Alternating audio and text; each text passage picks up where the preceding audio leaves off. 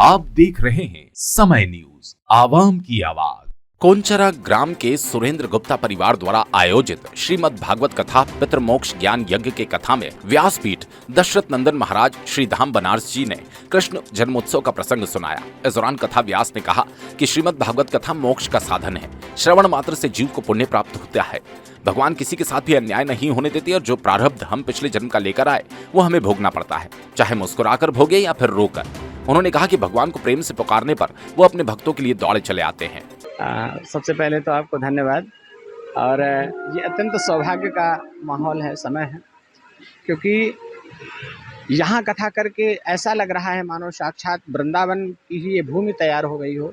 और यहाँ के जो श्रोता हैं इतने मंत्रमुग्ध होकर के भगवान की कथा श्रवण कर रहे हैं, जिसके लिए मैं अत्यंत बहुत बहुत साधुवाद धन्यवाद देता हूँ। और हम तो चाहते हैं जीवन में कि श्रोता हमें तो ऐसे ही मिले जो भगवान की कथा को बड़े भावपूर्वक प्रेम पूर्वक श्रवण करें।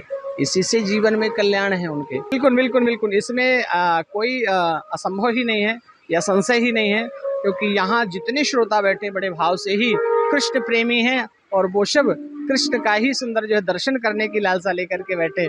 और आज ठाकुर का हम सब जन्मोत्सव भी मनाएंगे, तो उनकी दिव्य छवि का दर्शन भी हम सब लोग आनंद प्राप्त करेंगे दर्शन करके। श्रीमद् भागवत कथा महोत्सव के 5वें दिन कृष्ण जन्मोत्सव मनाया गया। इस जन्मोत्सव पर ग्राम के सभी गणमान्य नागरिक उपस्थित होकर कथा का रसपान किया। कृष्ण जन्म होने के पश्चात लोगों ने बधाइयां दी।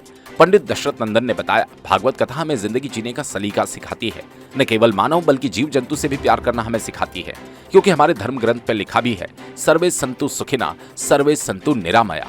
हमें अपने जीवन में इन पंक्तियों को हमेशा न केवल याद रखना चाहिए बल्कि इनका पालन करना चाहिए। कथा होने के बाद सभी ग्रामीण जनों को प्रसाद का वितरण किया गया और रोज भंडारे की व्यवस्था ग्रामीणों के लिए की जाती है। हमारे पूर्वज के जो पुरोहित हैं, इनके जो बाबा थे वो हमारे पूर्वज के गुरु महाराज थे। इनके सानिध्य में हमको ऐसा आशीर्वाद मिला कि हमारे परिवार की जो माता राम की इच्छा थी कि हम अपने गुरु परिवार से ही हमको कथा भागवत सुनना है और एक बार मेरी इच्छा को पूरा कर दो, ऐसा उनका एक विचार आया था।